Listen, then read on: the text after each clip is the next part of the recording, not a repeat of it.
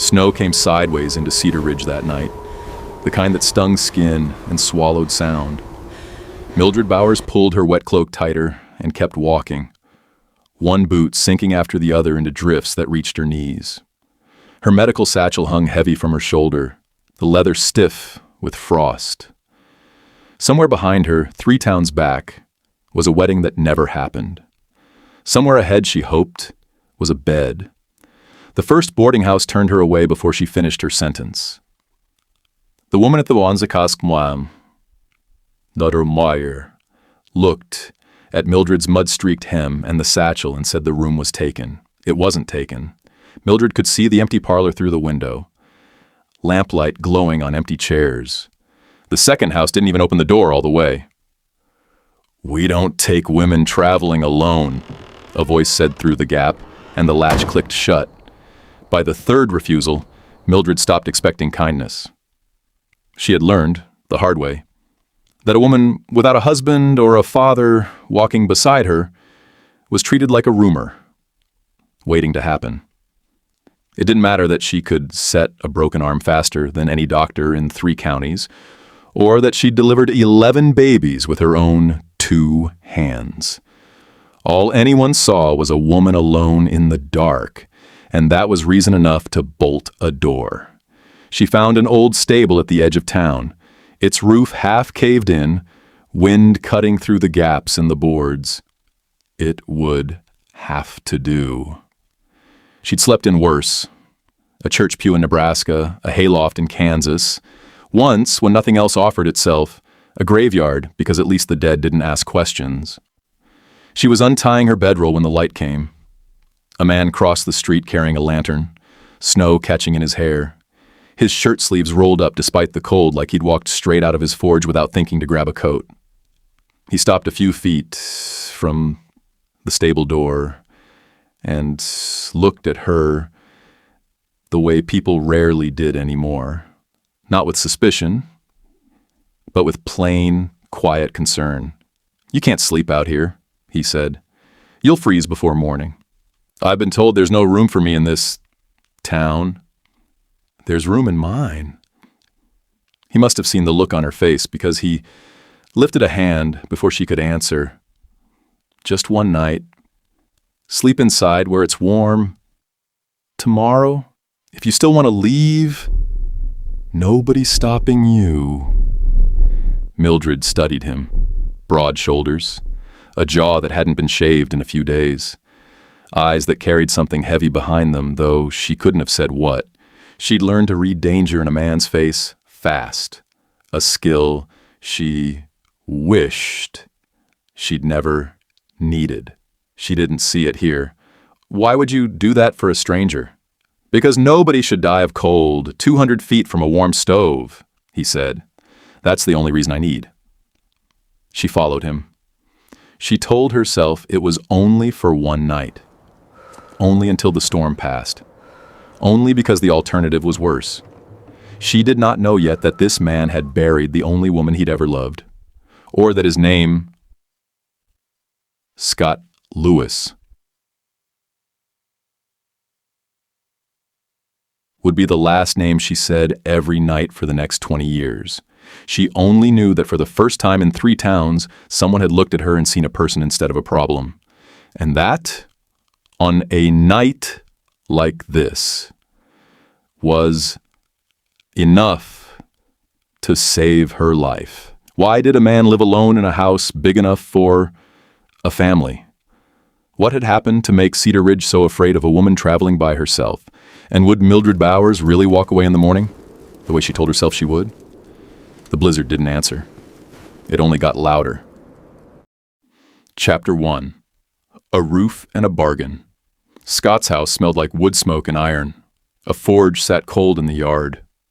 Tools hung along one wall in a straight, careful row. The kind of order that told Mildred this man lived alone and had for a long time. He built a fire in the front room, set out a blanket, and disappeared into the kitchen without another word, giving her the kind of privacy she hadn't been offered in weeks. By morning, the storm hadn't broken. Snow had piled against the door in a wall 3 feet high, and the road out of Cedar Ridge was buried somewhere underneath it. "Looks like your one night just became 2, Scott said, handing her a cup of coffee that tasted burnt and welcome all at once. "I don't want to be a burden." "You're not." He looked at her satchel, still sitting by the door where she'd dropped it. "That yours? Medical kit?" "I'm a nurse. Trained in Chicago. Worked field hospitals before that." She didn't say more. She wasn't ready to talk about the fiancé who'd broken that life apart, or the sister who'd helped him do it. Scott nodded slowly, like he understood there were things a person kept folded up small, tucked away where nobody could get at them. Town could use a nurse. Doc Whitfield passed last spring. Nobody's filled his place. That was how the bargain started, though neither of them called it that at the time. Mildred would stay until the roads cleared, and in exchange, she'd look at whoever in Cedar Ridge needed looking at. A fair trade, she told herself. Nothing more. Word spread fast in a small town. By the second day, a rancher named Pete showed up with a gash across his palm from a fence wire, and Mildred cleaned and stitched it at Scott's kitchen table while he gripped the wood and swore under his breath. By the third day, a mother brought in a boy with a fever that had scared her half to death. Mildred showed her how to bring the fever down with cool cloths, and how to keep the boy drinking water even when he didn't want to, and the woman left with tears of relief instead of fear. Scott watched all of it from the doorway, arms crossed, saying little. But Mildred noticed he'd started leaving the forge earlier in the evenings. She noticed he'd started asking questions about her work, real questions, the kind that meant he was actually listening to the answers.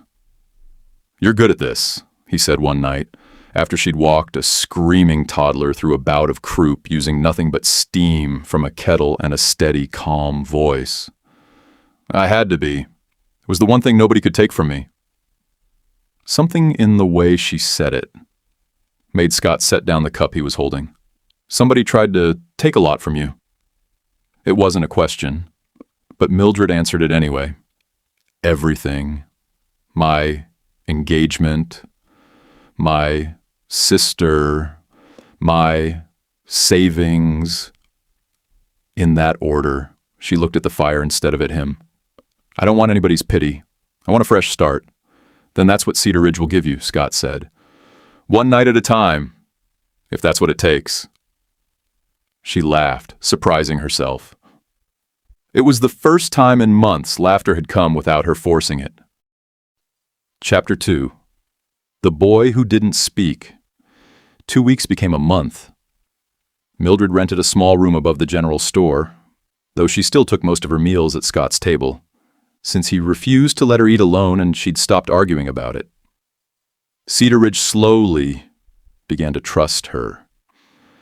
The turning point came with Walter. He was 7, deaf since birth, and the other children in town treated him like he was made of glass, or worse, like a boy nobody bothered to notice at all.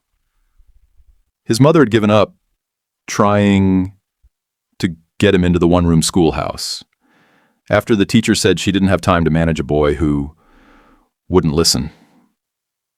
Mildred found him sitting alone behind the smithy one afternoon, drawing shapes in the dirt with a stick. She sat down next to him. She didn't say anything because she knew he couldn't hear her anyway. Instead, she pointed at herself, then made a shape with her hand, a simple sign she'd learned years ago from a deaf patient in Chicago, a doctor who'd insisted every nurse on his ward learn at least the basics. Walter's eyes went wide. He made the sign back. Over the following weeks, Mildred taught him more, and he taught her more than she taught him, since he already knew signs his mother had never learned to use with him. They built a small vocabulary together, hands moving in the dust, in the flour on the kitchen table, in the frost on Scott's windows. "You're teaching a boy to talk with his hands," Scott said one evening, watching from across the room as Walter signed something that made Mildred laugh out loud. He was always talking. Nobody was listening the right way. Scott had never thought of it like that. He'd grown up believing a person who couldn't speak simply had nothing to say. And watching Walter's face light up as he strung together sentences with Mildred cracked something open in him that he didn't examine too closely. Not yet. Mildred didn't stop with Walter. She started holding small gatherings on Sunday afternoons, teaching the mothers of Cedar Ridge things the town had never bothered to learn. How boiling water, before using it on a wound, cut infection rates nearly in half. How washing hands before helping a birth saved both mother and child. How a bandage changed often mattered more than a bandage that only looked fancy. Some of the older women grumbled that their own mothers had managed fine without any of it. Mildred pointed out gently how many of their own mothers had buried children young, and the grumbling usually stopped. "You're not just patching people up," Scott told her one evening, watching her demonstrate proper wound care to a circle of attentive faces in his front room. "You're teaching this whole town to take care of itself." "That's the point of it," Mildred said. "A nurse who only treats the sick and never teaches the well hasn't finished her job." Meanwhile, Scott's terrible cooking became something of a running joke around town. Mildred walked into his kitchen one evening to find smoke pouring from a pan of what used to be biscuits. "They're supposed to be black on the bottom," Scott said, deadly serious, holding one up like evidence. "Are they?" "It locks in the flavor. It, locks in the charcoal." She took the pan from him, laughing so hard she had to set it down before she dropped it.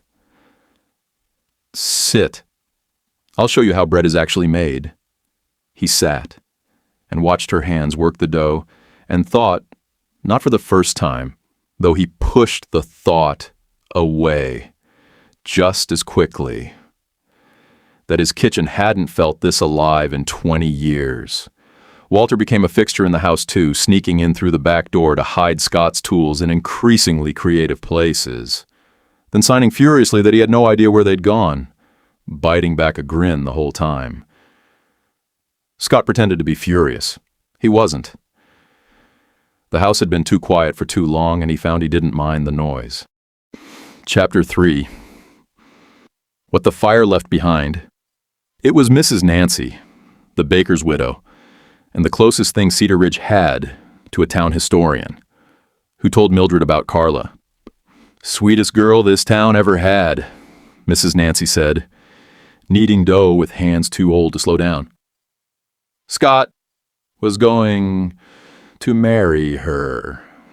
Then the influenza came through in 78 and took her in 11 days. He built her a headstone with his own hands. Hasn't looked twice at another woman since. Until you."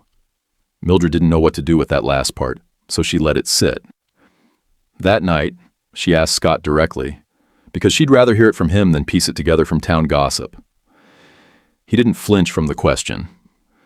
He told her about Carla in plain, careful words, how they'd grown up 2 farms apart, how he'd planned to build her a house with his own 2 hands, how the fever took her before he'd finished the roof. "I still have the ring," he said. "Never knew what to do with it. Didn't feel right to sell it. Didn't feel right to keep looking at it either." "You don't have to explain yourself to me." "I want to." He turned the coffee cup slowly in his hands. "I made a promise to myself, after she died, that I wouldn't put anybody else through loving a man who couldn't let go. Seemed like the honest thing to do. Nobody deserves half a heart. And now?" He looked at her for a long moment. No, I'm not so sure. Half a heart Is what I've been offering. Mildred's breath caught, but she didn't reach for him, not yet. There was too much unfinished business in both their pasts for that, too many old wounds that hadn't scarred over. Instead, she reached across the table and set her hand over his, just for a moment, just long enough to say without words that she understood exactly what it cost a person to speak a truth like that out loud. Carla sounds like she was loved well, Mildred said. That's not nothing, Scott. No, he agreed. It isn't. Outside, the first real thaw of spring dripped off the eaves, steady as a clock. Neither of them mentioned it, but they both noticed. Winter, the season that had brought them together, was finally letting go. Chapter 4. Ghosts from Chicago. Stephen Young arrived on the same stagecoach that used to bring mail twice a month, stepping down into Cedar Ridge's mud in a coat too fine for frontier weather. Mildred was crossing the street with a basket of clean bandages when she saw him, and for a moment, her whole body went still. Mildred. He said her name like nothing had happened, like she hadn't found him in her own sister's arms 8 months earlier. I've been looking for you for weeks. You found me. Now you can leave. I came to apologize. Properly. Face to face. He glanced around the muddy street, the blacksmith shop, the general store, with an expression that told her exactly what he thought of Cedar Ridge. I made a terrible mistake. I want to make it right. You don't make right what you did with an apology, Stephen. Give me a chance to explain. She didn't. She walked past him into the general store and didn't look back. Though her hands shook. The whole time, she sorted bandages that didn't need sorting. Irene arrived 4 days later. Mildred's younger sister stepped off the stage looking thinner than Mildred remembered, her traveling dress a size too big. Dark circles under eyes that used to sparkle at every family dinner. She didn't try to explain herself the way Stephen had. She stood in the street and simply said, I know I have no right to ask for your forgiveness. I'm not asking for it. I just needed you to know I'm sorry in person, and then I'll go. Mildred wanted to slam a door. Instead, she found herself asking, quietly, why did you do it? Loneliness. Stupidity. I don't have a good enough answer, and I'm not going to insult you by pretending I do. Irene's voice cracked. I've missed you every single day. I know that doesn't undo anything. Scott watched all of this unfold from a careful distance, jaw tight, saying nothing unless Mildred asked him to. But that evening, over supper, neither of them finished. He finally spoke his mind. You don't owe either of them anything, he said. Not an explanation. Not your time. Not your forgiveness if you're not ready to give it. I know. But I've learned something these past 20 years. Sitting alone in this house. He set down his fork. Holding on to anger doesn't punish the person who hurt you. It only keeps you standing in the same spot they left you in. Mildred looked at him for a long moment. Is that what you did? With Carla? No, Carla never wronged me. That grief was a different animal. He reached for her hand across the table. The first time he'd done it without hesitation. But I understand carrying something heavy long past the point it did you any good. Cedar Ridge, never a town to keep quiet about a fresh scandal, began to talk.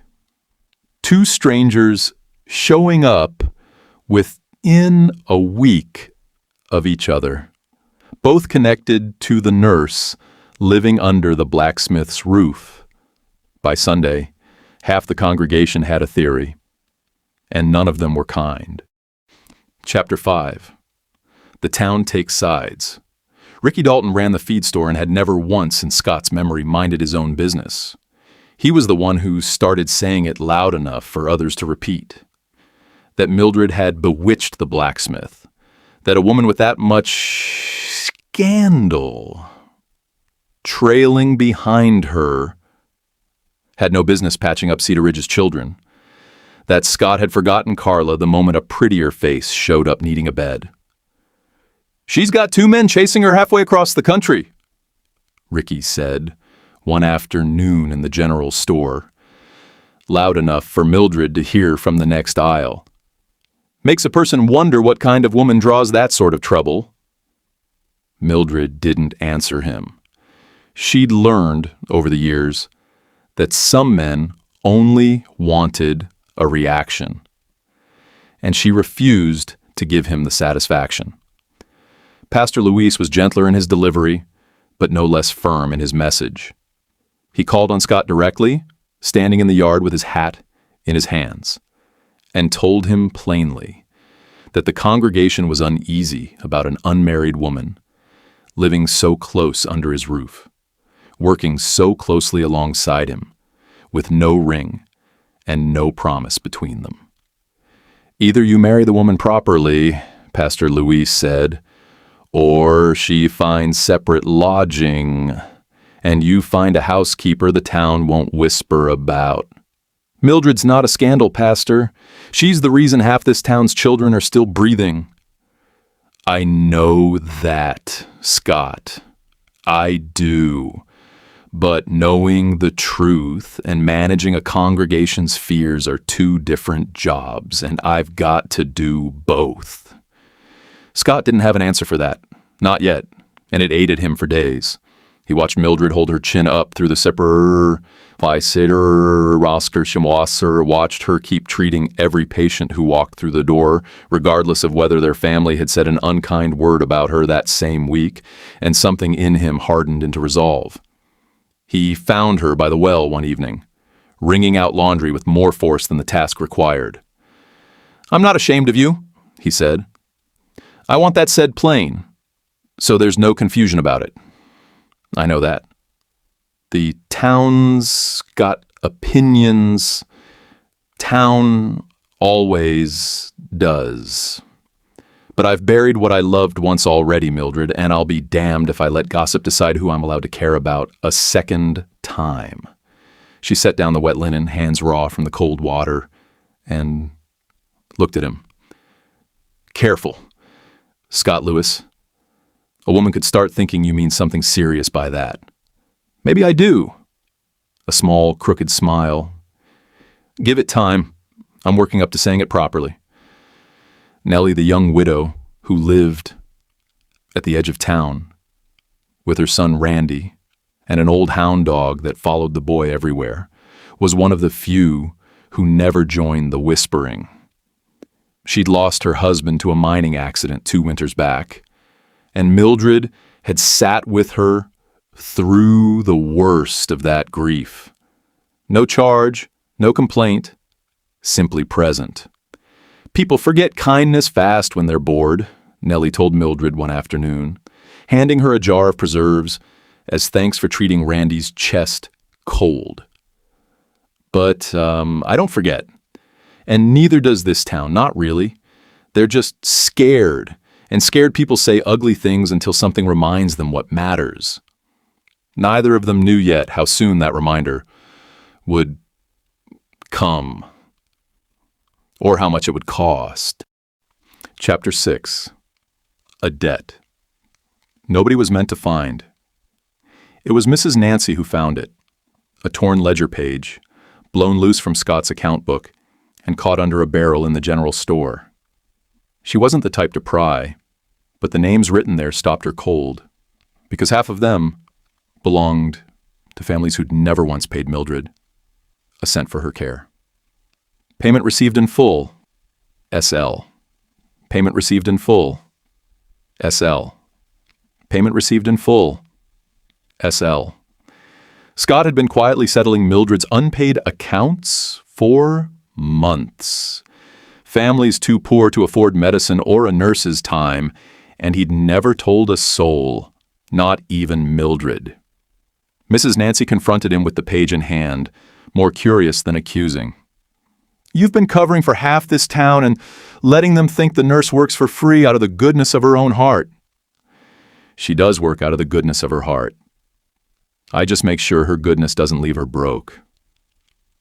Scott took the ledger, page, back, folding it carefully. "I'd ask you not to spread it around, Mrs. Nancy. It's not charity if a person's thanking you for it. You're a stubborn, soft-hearted fool, Scott Lewis. I've been called worse this month." Mrs. Nancy kept his secret exactly 1 week before it slipped out over a church supper, the way all secrets in Cedar Ridge eventually did. And when it did, something in the town shifted. Ricky Dalton, of all people, went quiet at the mention of it. Even Pastor Luis softened his stance, telling his congregation the following Sunday that a man's true character showed up in what he did when he thought nobody was watching. Mildred confronted Scott about it that night, equal parts furious and undone. "You should have told me. I could have found another way. There wasn't another way that didn't leave the Turner boy's pneumonia untreated or Widow Halloran's arm unset. I did what needed doing." He shrugged like it cost him nothing, though Mildred suspected it had cost him plenty. "I'm not asking for thanks. You're getting it anyway." She kissed him then, quick and fierce, before either of them could think too hard about whether it was proper. "That's for every family you never told." He laughed, low and surprised, and pulled her back before she could step away. "Do that again and I might start telling people on purpose." Stephen Young, watching the town's opinion of Scott rise while his own welcome in Cedar Ridge grew thinner by the day, made one final attempt. He cornered Mildred outside the general store, dropping the apologetic tone entirely. "You know my business back east is failing," he said. "Your father's estate, the inheritance you never claimed. I could use it to set things right. We could set things right, together, the way we were always meant to." There it was, finally. The truth underneath every soft word he'd offered since stepping off that stagecoach. Mildred felt something settle in her, cold and clear. "You didn't come here for forgiveness," she said. "You came here for money." Stephen didn't deny it. That was answer enough. Chapter 7. The night the sky turned orange. The Harvest Festival was Cedar Ridge's one grand night of the year. Lanterns strung between the buildings, a fiddle player from the next county over, tables groaning under more food than the town usually saw in a month. Mildred wore the blue dress she'd been saving, and Scott, for once, wore a clean shirt without a single scorch mark on it. They were 2 dances into the evening when someone screamed that Nellie's house was on fire. Flames were already climbing. The second story by the time Scott reached the yard, black smoke rolling out thick against the orange glow. Nellie stood in the grass in her nightclothes, screaming Randy's name, held back by 2 neighbors who couldn't get her to explain that her son was still inside, that he'd gone back for the dog and never come out. Scott didn't think. He soaked his shirt in the rain barrel and went through the front door before anyone could stop him. The heat inside was a living thing, pressing against him from every direction, smoke thick enough to blind. He found the stairs by memory and instinct, more than sight, calling Randy's name, though he doubted the boy could hear him over the roar of the fire. He found him curled in the corner of the upstairs bedroom, the old hound pressed against his side, both of them coughing, both of them alive. The roof gave way as Scott carried the boy back toward the stairs, a section of burning timber crashing down behind him, close enough that sparks caught in his hair. The crowd outside heard the crash and screamed.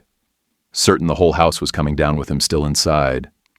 Mildred didn't wait for anyone's permission. She ran through the front door with a wet blanket over her shoulders while 3 men shouted for her to stop.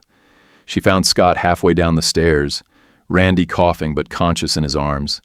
Scott's own arm and shoulder blistered raw from where a falling beam had caught him. She got under his good side and half carried, half dragged them both out into the yard, where the crowd surged forward to pull them the rest of the way to safety. For one long, terrible stretch of seconds, nobody in the yard moved. Nellie had gone silent, both hands pressed over her mouth, staring at the burning doorway, as if she could will her son, and the man who'd gone in, after him, back into existence through sheer refusal to look away. Then a shape stumbled out of the smoke, coughing, half carrying a boy who was coughing harder, and the yard erupted into shouting and running feet, all at once. Randy was shaken, but unharmed, clinging to his dog the moment his feet hit the grass. Scott was not so lucky. The burns along his arm and shoulder were deep, and he'd breathed in enough smoke that his breathing came ragged and shallow. Mildred worked on him, right there in the grass, cutting away the ruined shirt, calling for clean water and every scrap of bandage anyone could find. Her hands didn't shake, though everything inside her was screaming. This was the one thing she knew how to do in the face of disaster. Work, steady and sure, and let the fear wait its turn. "Stay with me," she said, low, just for him, as she pressed a cool cloth against the worst of the burn. "You don't get to leave now, not after everything." "Wouldn't dream of it," Scott managed, though his voice was barely a whisper. "Told that boy just one night wasn't going to be the end of the story.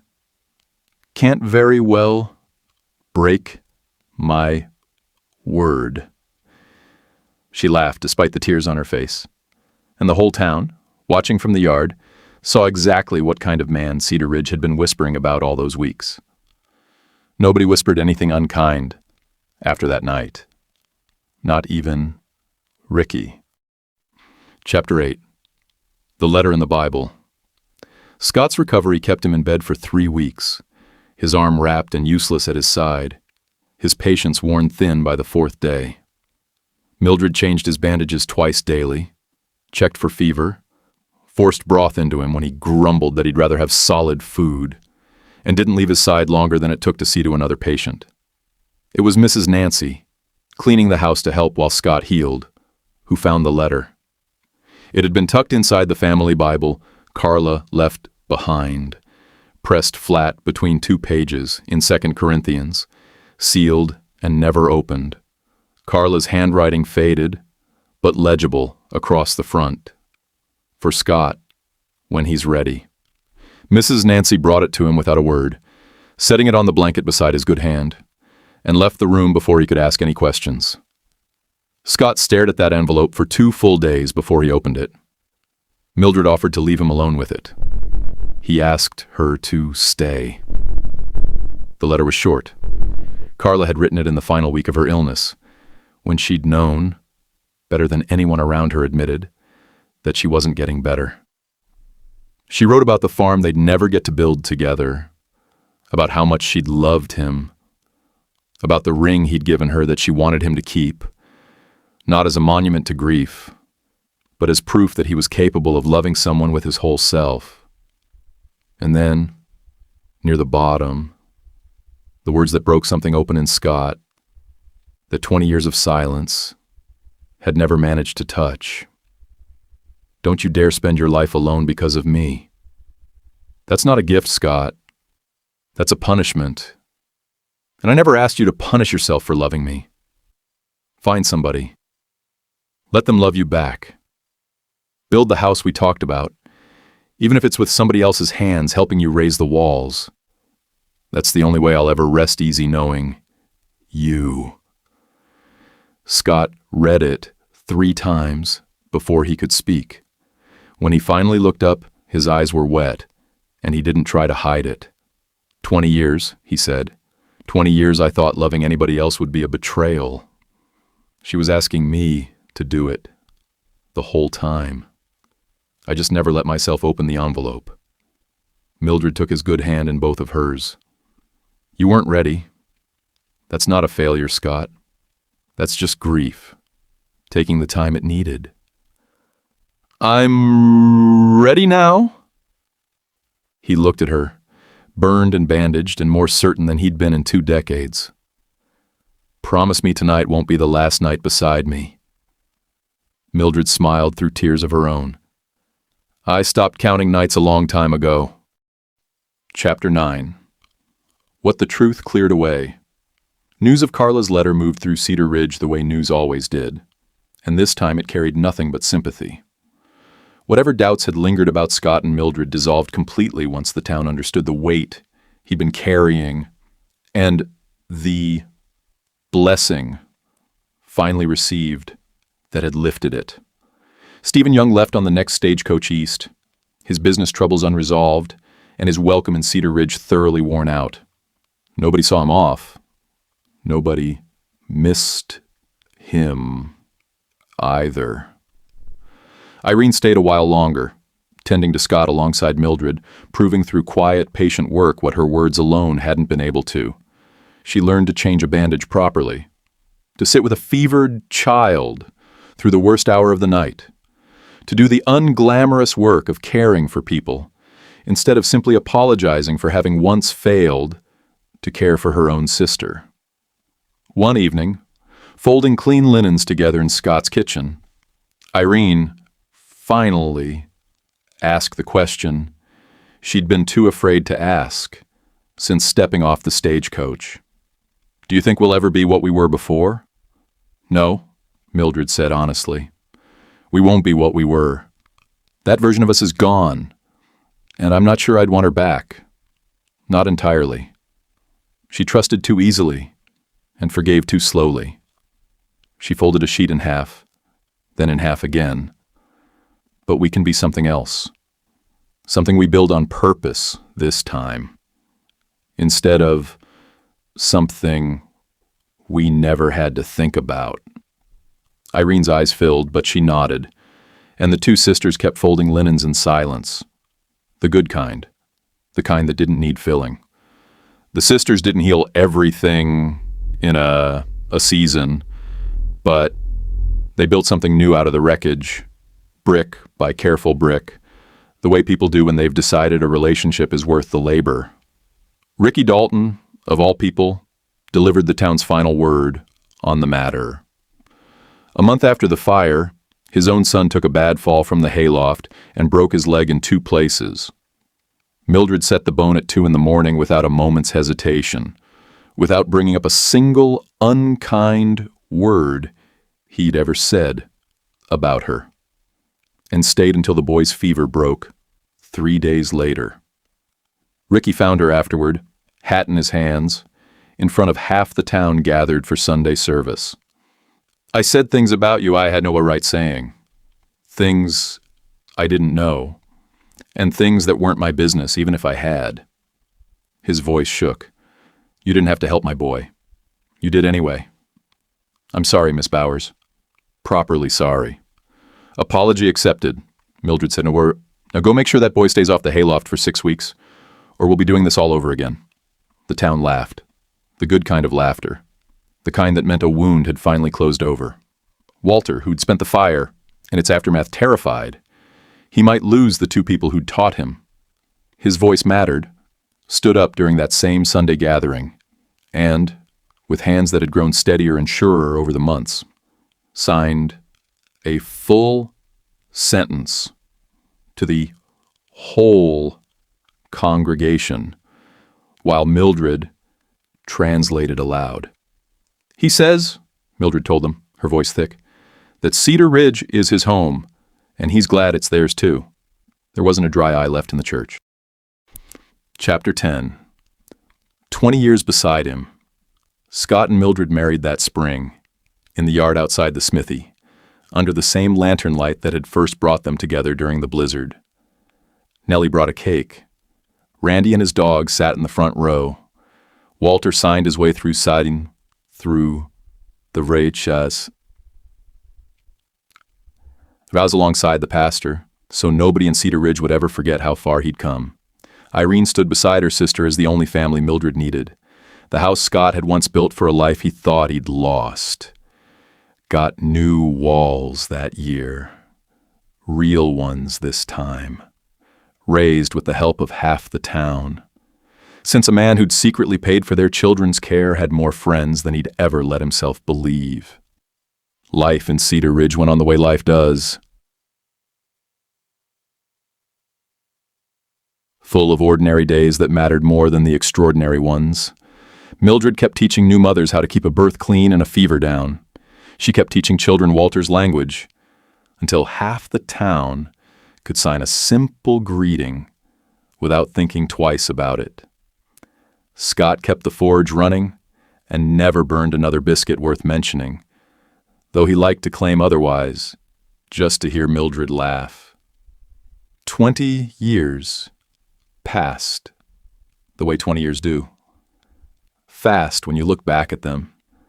Slow when you're living through the hard middle of them. Grandchildren filled rooms that had once held nothing but silence and a cold forge. The blizzard that brought Mildred to Cedar Ridge became a story told at the supper table every winter. The children begging to hear it again. The part where their grandfather knelt in the snow and said the words that changed everything. Every morning without fail. Scott reached across the bed before he opened his eyes. The way he had every morning for 2 decades. Every morning she was still there. Exactly the way he'd promised. That first night in the storm. When all he'd asked for was one chance to do right by a stranger who needed shelter. And got, in return, the greatest blessing of his life.